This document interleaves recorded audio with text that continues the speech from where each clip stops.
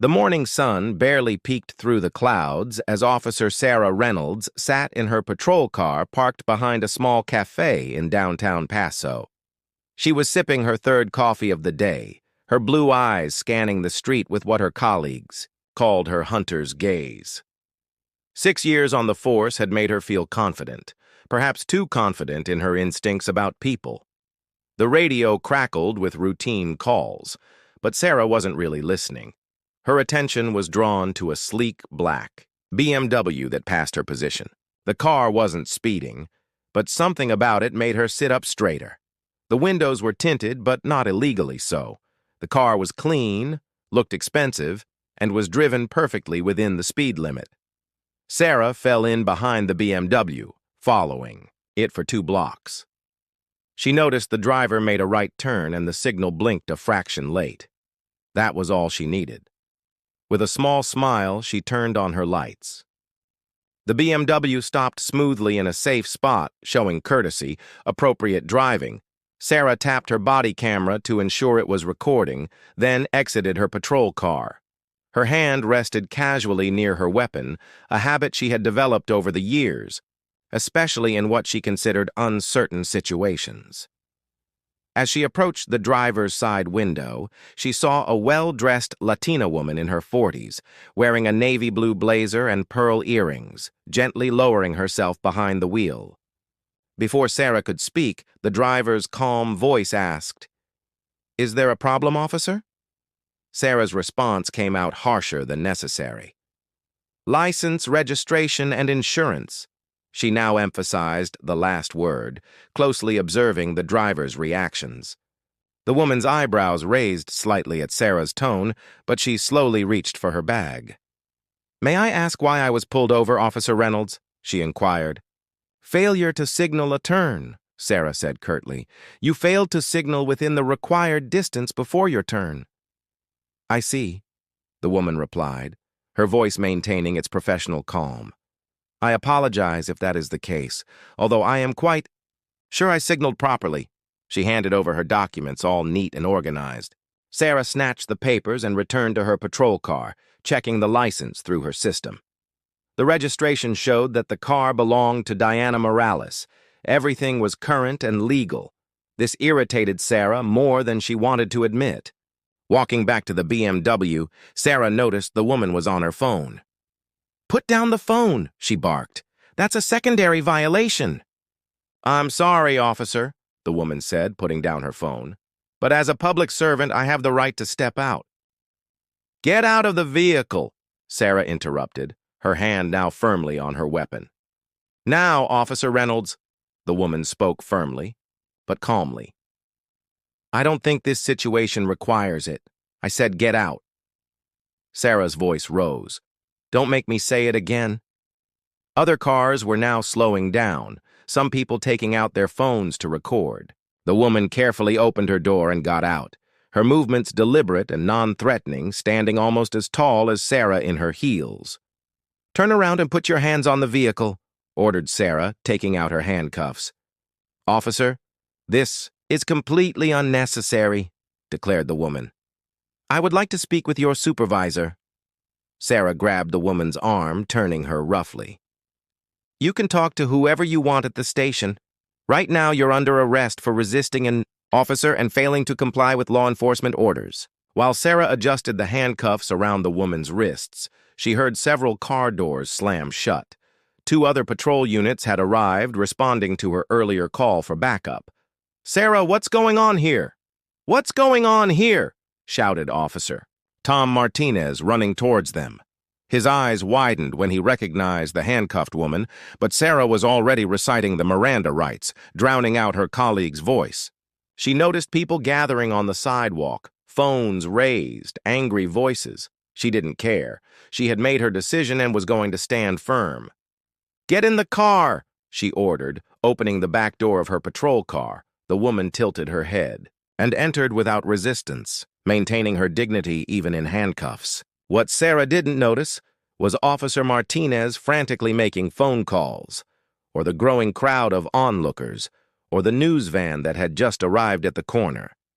She was too focused on what she saw as a small victory in her day completely, unaware that she had just set in motion events that would change not only her life, but the entire El Paso Police Department. The fluorescent lights in the central precinct of the El Paso Police Department buzzed overhead as Officer Sarah Reynolds marched her handcuffed suspect through the booking area. Other officers stopped their work to watch, some with confusion, others with growing concern on their faces. "Reynolds, to my office now!" The sharp voice of Captain James Baker cut through the usual noise of the station. Sarah looked at her supervisor standing in his doorway, his face tense with worry. "Let me finish booking her first, sir," Sarah replied, pushing the detainee towards the processing desk. "No," Captain Baker's voice was firm. "Martinez will handle that. To my office immediately." Sarah handed the paperwork to Officer Martinez, who avoided eye contact with her. She noticed he was sweating, which was unusual for the air-conditioned building. As she walked towards the captain's office, she heard Martinez apologizing to the arrestee in a low voice. Inside the captain's office, Sarah found not only Baker but also Deputy Chief Wilson and the department's legal counsel, Linda Chen. Their faces looked as if they were at a funeral. "Sit down, Reynolds," Baker said, pointing to a chair. "Do you have any idea who you just arrested?" Sarah shrugged. "Diana Morales, state senator." "Diana Morales," Deputy Chief Wilson interrupted, his face reddening. "Chairwoman of the Law Enforcement Oversight Committee, the same committee that controls our department's funding." Sarah felt her stomach drop. The room suddenly felt much smaller. "I didn't know," she said clearly. Linda Chen said, opening a laptop. "And now we have a bigger problem. The video from your body camera is already trending on social media." She turned the screen and Sarah saw herself in the video, aggressive posture, and heard his harsh tone in the harsh light of the commissioner's office. His actions looked very different from how she remembered them. 30,000 views in 20 minutes, Chen said silently, and as they stepped outside the office, they could hear the commotion growing through the blinds. Sarah saw news crews setting up their cameras in the station's lobby. Senator Morales was standing calmly, talking to reporters, still wearing her handcuffs. "Get those handcuffs off her immediately," Baker barked into his radio. Martinez hurried, to comply, fumbling with the keys in his nervousness. "I was just following procedure," Sarah said weakly, but even she didn't believe her words. "Seriously?" Chen picked up a file from the desk. "Like following procedure last month when you arrested. 3 minority drivers on a shift, or last week when you conducted that search? Questionable." Sarah felt her face flush. "Those were legitimate stops. Save it for internal affairs," intervened the deputy chief. "They will be here within an hour.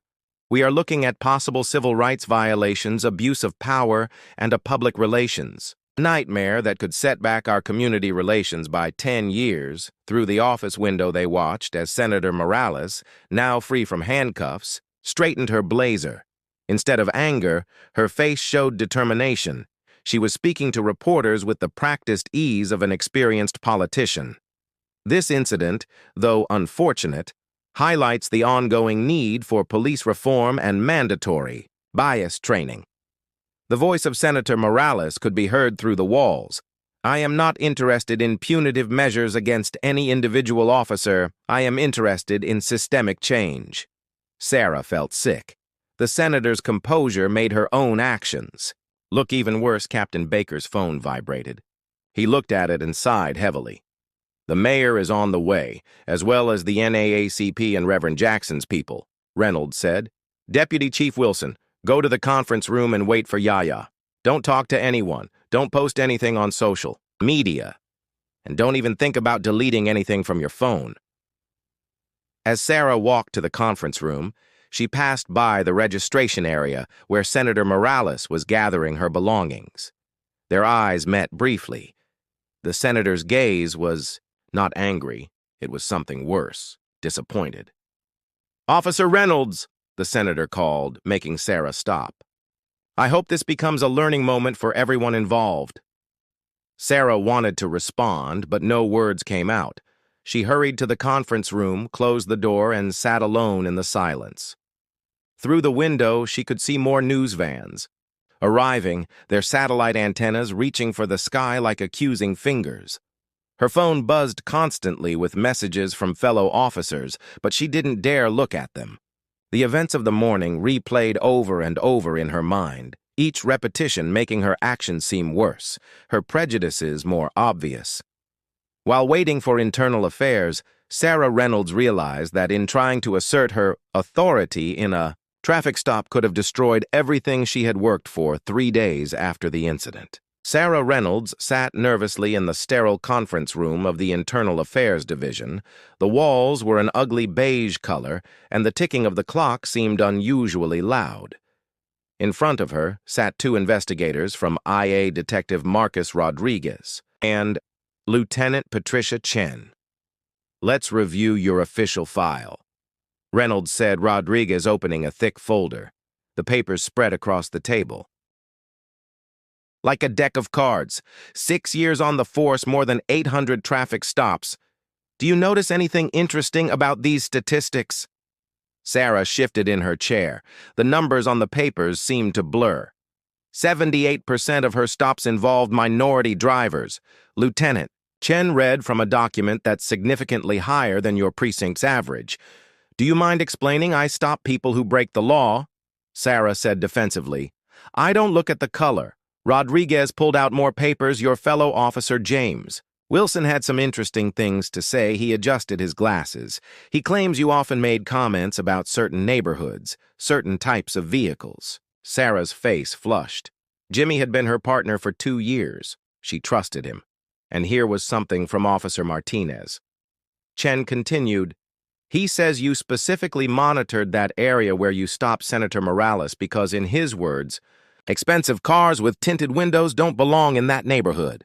The air conditioning buzzed loudly in the silence that followed. Sarah looked at her hands, remembering all the things she had said, thinking they were just casual comments between colleagues. "We have reviewed the video from your body camera." "For the past 6 months, said Rodriguez, typing something on his laptop. "Would you like to see some highlights?" Without waiting for a response, he turned the screen. Sarah saw herself in multiple stops. Traffic. Each video showed the same pattern: his aggressive tone with minority drivers, his disdainful attitude, his quick escalation to threats of arrest.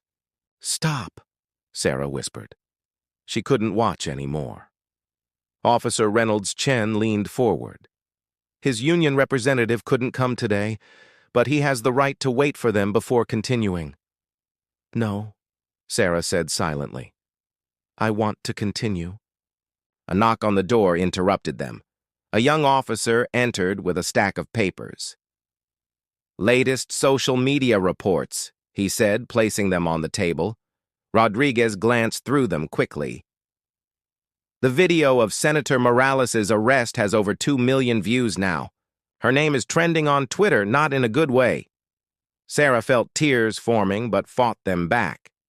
"Cops don't cry, especially not in front of each other." "Internal Affairs interviewed her previous supervisors," said Chen, pulling out more documents.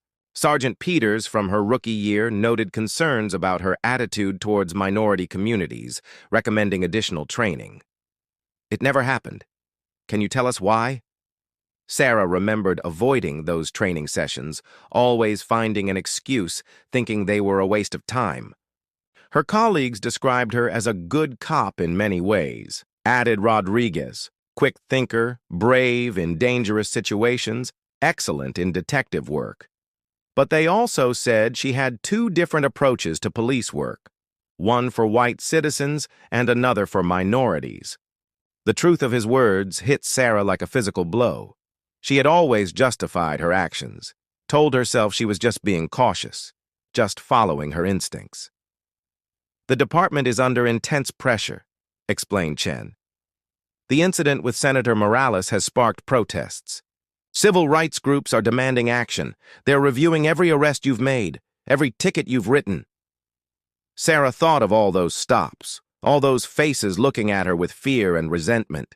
She had told herself that it was just her guilty conscience. Now she wasn't so sure. "We interviewed 30 people she has detained just in the last month. continued Rodriguez. "The stories are consistent and disturbing." He pushed a box of tissues towards her. Sarah hadn't realized she was crying. "Officer Reynolds." Chen's voice softened. "Slightly. We're going to need your badge and gun while this investigation continues. You are on administrative leave effective immediately." Sarah's hands trembled as she removed her badge. It had been her pride for 6 years. Now it felt heavy with shame. "The department psychologist is available," added Rodriguez, "and you will need to complete 40 hours of bias training before any consideration of reintegration." When Sarah stood up to leave, Chen spoke one last time. "This isn't just about punishing you, Reynolds. It's about fixing a problem that runs deeper than a traffic stop. The question is, are you ready to admit there's a problem?" Sarah left the building, no longer an active police officer. The spring air felt different somehow. When she reached her car, she saw her reflection in the window. Just a woman now, without her badge. Plate without authority, forced to face the truth about herself, the hardest investigation realized it was. Just beginning, the evening news sounded from Sarah Reynolds' television. As she sat alone in her dark living room, a week had passed since her suspension. But the story did not die on screen. Hundreds of protesters gathered outside the El Paso police department, their signs visible in the sunset light. "End police bias, justice for all. No more bad apples." Sarah's phone vibrated again. Another message from her sister. "Mom is worried. Please call." She ignored it as she had ignored the last 20 messages. The television showed Senator Morales speaking at a community meeting. This is not about an officer. The senator was saying this is about a system that needs change. When I was handcuffed that day, I wasn't thinking about my position as a state senator. I was thinking about every other person who has faced similar treatment without having my platform to speak. Sarah took another sip of cold coffee, her 5th cup of the day. Her curtains remained closed because reporters had camped outside her apartment. Building for 3 days, some of her neighbors had stopped talking to her Mrs. Johnson next door, who used to bring her cookies, now crossed the hallway when she saw Sarah coming. The television switched to show clips of her body camera video. Again, Sarah saw herself on screen. She saw the senator's rough treatment and heard her own angry voice. Social media had turned these clips into videos, short clips, some with music, others with added commentary. Her face was everywhere. "Breaking news," announced the host. More videos have emerged of Officer Reynolds' past arrests. Warning, some viewers may find these images disturbing. Sarah's stomach churned as more videos played, each showing her arresting people of color, her aggressive attitude, her harsh words. She had never seen herself this way before. Now she couldn't stop watching. Her doorbell rang, making her jump. Through the peephole, she saw Officer Martinez holding a paper bag. "Go away, Tom," she shouted through the door. "Do you need something to eat?" he replied. "And do you need to know what's going on in the department?" After a moment of hesitation, Sarah opened the door. Martinez looked tired, his uniform wrinkled. "They're reviewing everyone's arrest records now," he said, placing the takeout bag on her kitchen counter. "The chief ordered bias training for the entire force. Some officers are angry about it. They're blaming you." "Great," Sarah murmured, but the smell of the food made her realize she hadn't eaten all day. Martinez turned up the volume on the television. Senator Morales was speaking again, this time at a press conference outside the state capitol. "Tomorrow I will introduce the Police Accountability and Reform Act," the senator announced. "This bill will mandate comprehensive bias training, require regular reviews of officers' conduct, and establish an independent oversight committee." The crowd behind the senator applauded. Sarah saw familiar faces in the group, people she had detained, booked, or arrested over the years, now telling their stories, and people were listening. "Your case is becoming a symbol," Martinez said quietly. "Both sides are using it. Reform groups want change, police unions, they're fighting back. No one is asking what you think." Sarah laughed bitterly. "What I think no longer matters. I'm done. No one will ever trust me with a badge again." Her phone vibrated with a news alert. A local civil rights group had filed a class action lawsuit demanding a review of all arrests made by officers with high racial disparity in their stop records. Sarah's name topped the list. The protesters are no longer just outside the station, Martinez continued. They're organizing marches through the neighborhoods where you made most of your stops. People are sharing their stories. It's like a dam has broken. On TV, aerial images of the protests showed crowds growing larger every day. Sarah recognized the streets where she used to patrol, now filled with people demanding change. Something good could come out of this, said Martinez, opening the takeout containers.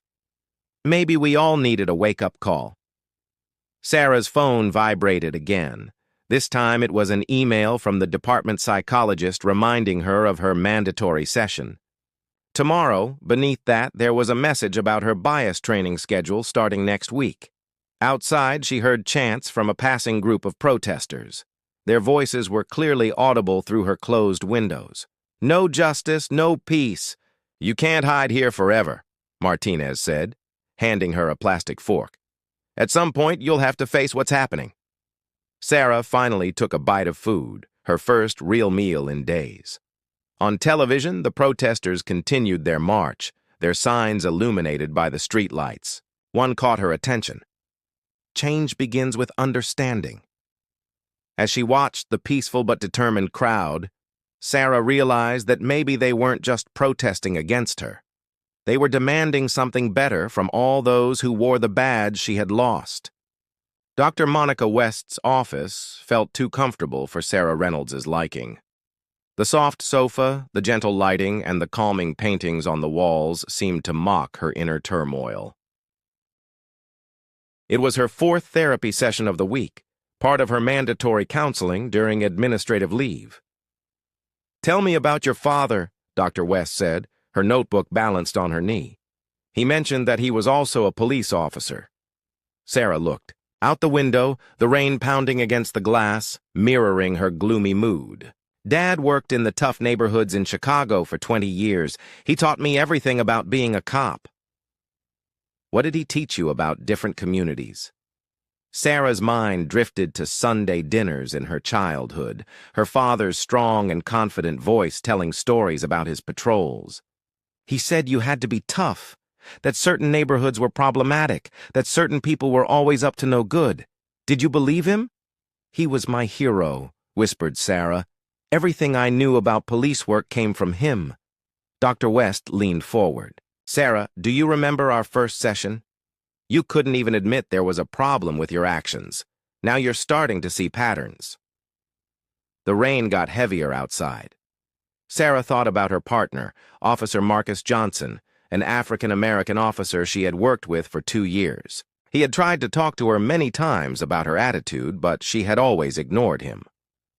"I got a letter from Marcus yesterday," said Sarah.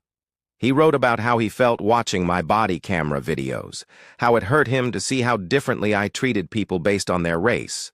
He said he had stayed silent for too long." "How did that letter make you feel?" Sarah felt tears forming, ashamed, angry with myself. Marcus was my friend, and I never really listened to him. I didn't want to listen to him. Dr. West handed her a tissue. Yesterday, she attended her first session of bias training. How was it? Sarah remembered sitting at the back of the room trying to make herself invisible, but then something unexpected happened. The trainer was this retired African-American officer from Boston, Sarah explained. He talked about his own struggles with bias, how he had to unlearn things he had been taught. It wasn't just about pointing fingers, it was about understanding ourselves, even ourselves.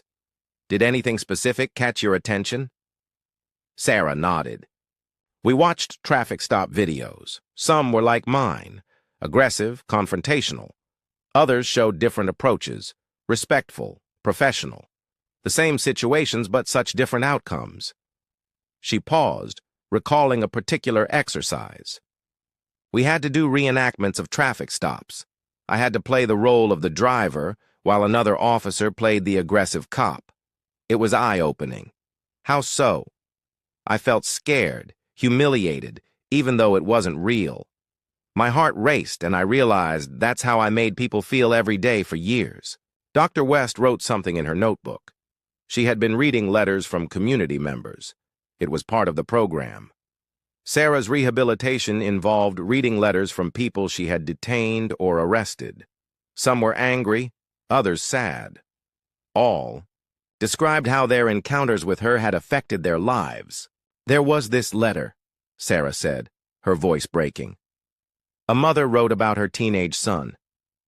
I arrested him last year.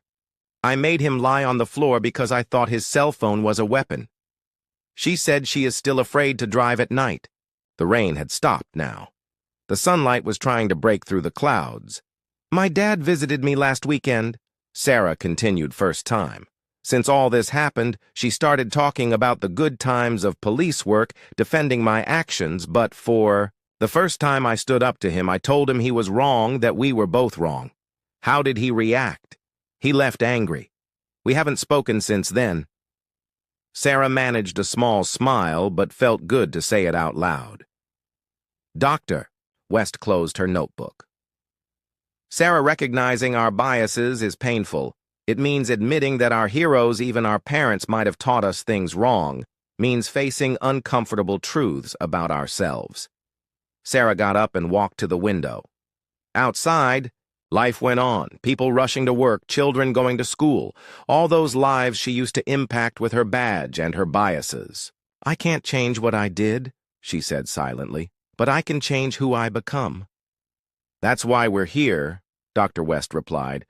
Change doesn't happen overnight, but it does happen one honest conversation at a time. As Sarah left the office, she checked her phone. A notification showed another bias training session tomorrow. Instead of fear, she felt something new, a small spark of hope. Maybe, just maybe, she could learn to be better. The state capitol building buzzed with activity as Sarah Reynolds walked through the security checkpoint. 2 months had passed since the incident. Her hands trembled as she handed her visitor badge to the guard, who did a double-take when he read her name. Committee Room 204, he said. Pointing down the marble hallway, Sarah's footsteps echoed as she walked today. The Senator Morales's police reform bill would have its first public hearing. Sarah hadn't planned to come, but last night she made a decision that surprised even herself. She would testify outside Room 204.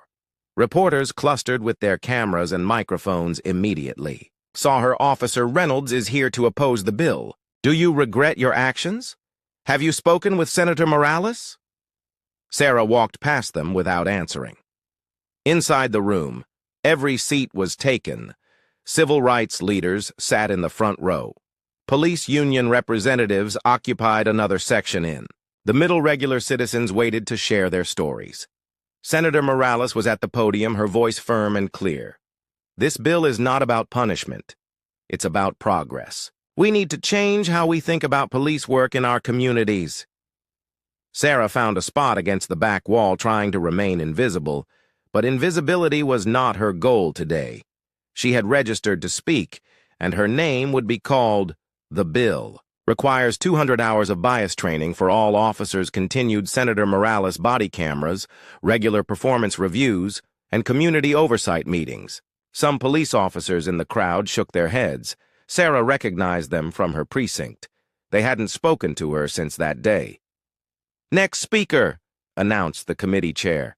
Sarah Reynolds. The room fell silent. Everyone turned to see Sarah walk to the podium. Her legs felt weak, but she forced herself forward. Senator Morales's face showed surprise, but gave a small, encouraging gesture.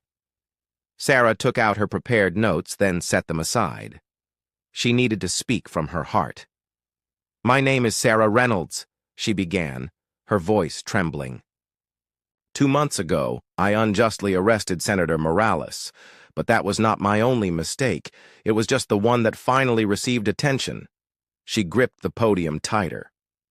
I have spent the last 2 months in therapy and bias training.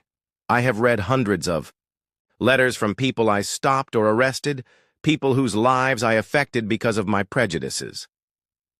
The room remained silent, everyone listening. I used to think that good police work meant being tough, Sarah continued. My father was a police officer. He taught me to see threats everywhere, especially in minority communities. I carried those biases with me every day I wore the badge. She saw some of her former colleagues shifting uncomfortably in their seats. The training this bill requires, I've gone through it. It's not about making officers feel guilty. It's about understanding our biases and learning to be. Better is hard work. It's uncomfortable, but it's necessary. Sarah looked directly at Senator Morales. I'm not here asking for my job back. I'm here because this bill could prevent other officers from making the same mistakes I did. It could help them recognize their biases before they hurt people. Her voice grew louder. Some officers here today will say, this bill is anti-police. They are wrong. It is pro-community. It is pro-justice. And yes, it is pro-police. Because it helps us become the officers. We are supposed to be tears formed in her eyes, but she continued. I arrested Senator Morales for the color of her skin. I can admit that now, but she could have sued me for wrongful termination. Instead, she wrote this bill to help create change. That is true leadership. The room remained silent when she finished.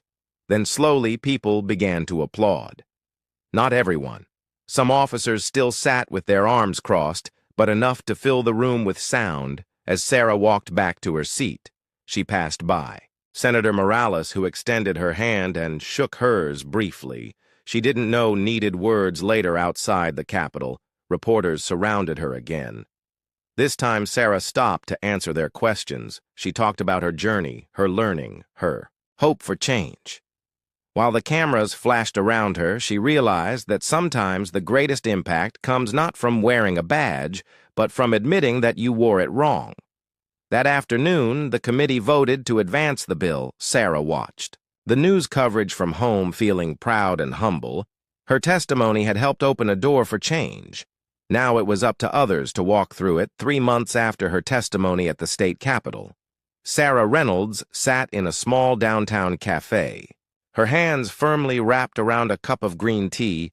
The cafe was the choice of the Senator Morales. For your first real meeting away from cameras and committees, the doorbell rang. Senator Morales entered casually dressed in jeans and a blazer, looking more like an ordinary person than a powerful politician. She ordered her coffee and joined Sarah at the corner table. Thank you for agreeing to meet, Sarah said softly, her voice carrying 3 months of therapy and self-reflection. Your testimony helped pass the bill, Senator Morales replied, stirring her coffee. That took courage. That's not why we're here today, right? Sarah shook her head. She had practiced this moment countless times in her mind, but now the carefully prepared words felt inadequate.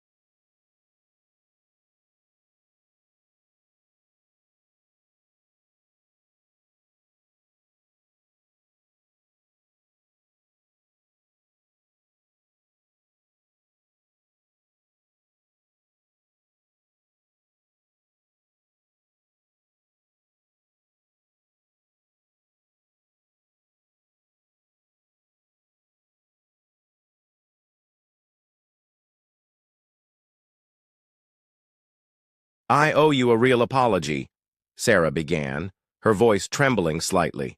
Not a public one for the cameras, not one written by my lawyer, just the truth. Through the coffee shop window, life went on as usual. People hurried by, some laughing, others focused on their phones.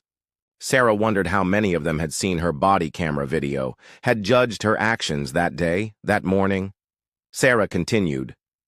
I saw a Latina woman in an expensive car and made assumptions. Assumptions I had been making my whole career. Assumptions my father taught me to make. Senator Morales listened silently.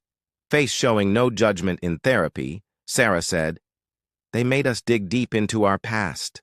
I remembered my first day at school in Chicago. There was this Mexican girl, Esperanza, who tried to be my friend. My dad told me not to play with her. He said her family was problematic. I was 7 years old." Sarah wiped away a tear. "I carried those prejudices with me through school, through the police academy, to the streets. I never questioned them. I never wanted to question them." A barista dropped a cup nearby, making both of them jump. The sudden noise broke the tension, and Senator Morales smiled slightly.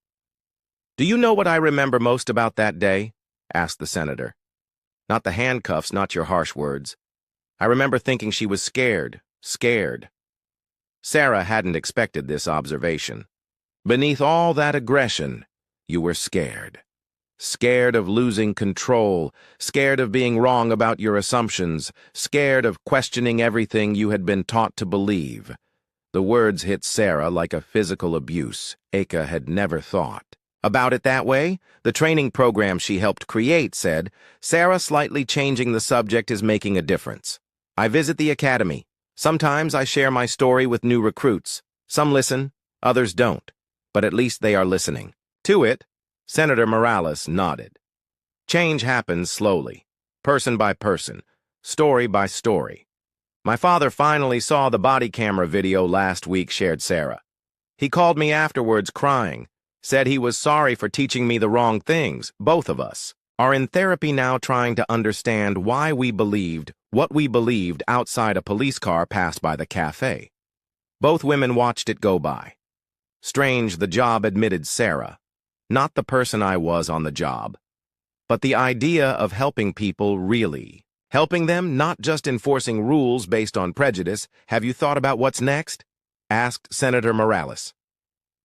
Sarah pulled out a folded paper from her bag. "I have been accepted into a social work program focusing on community relations and racial justice.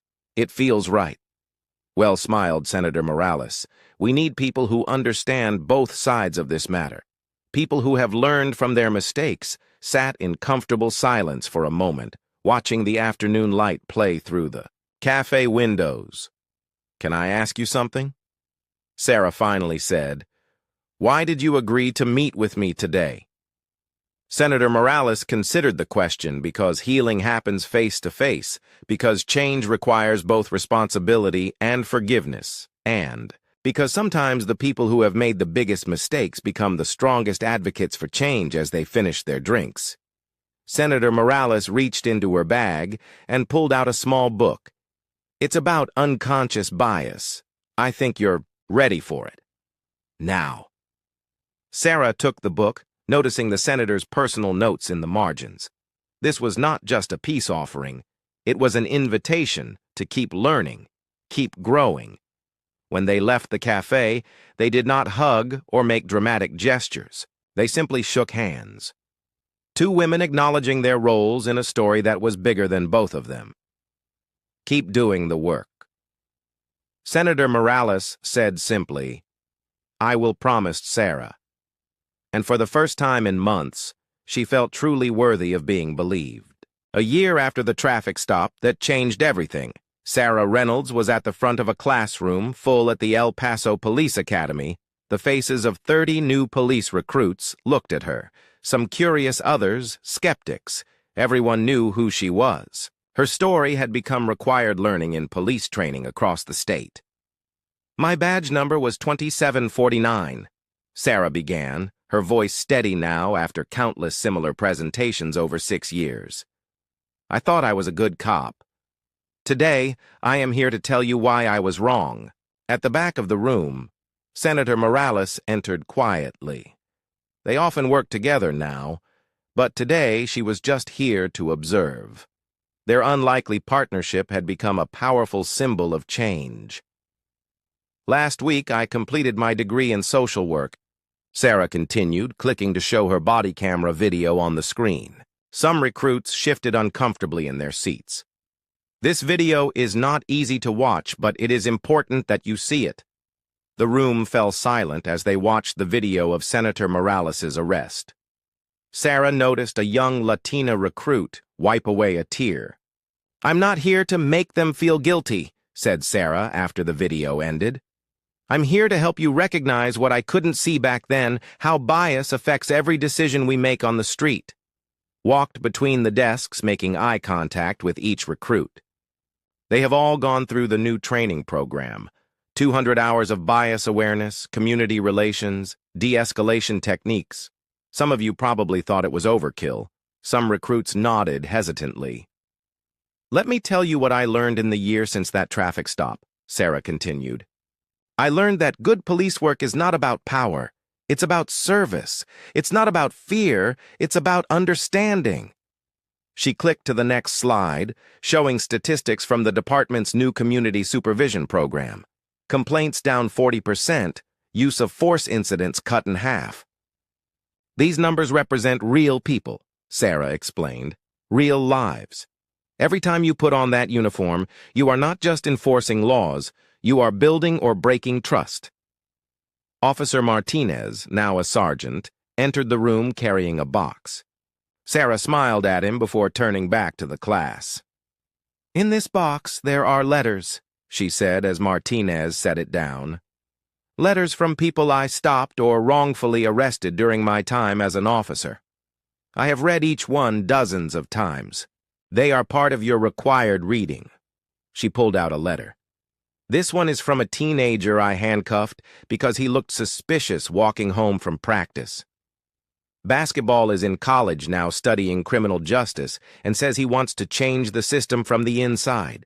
The recruits passed the letters reading in silence.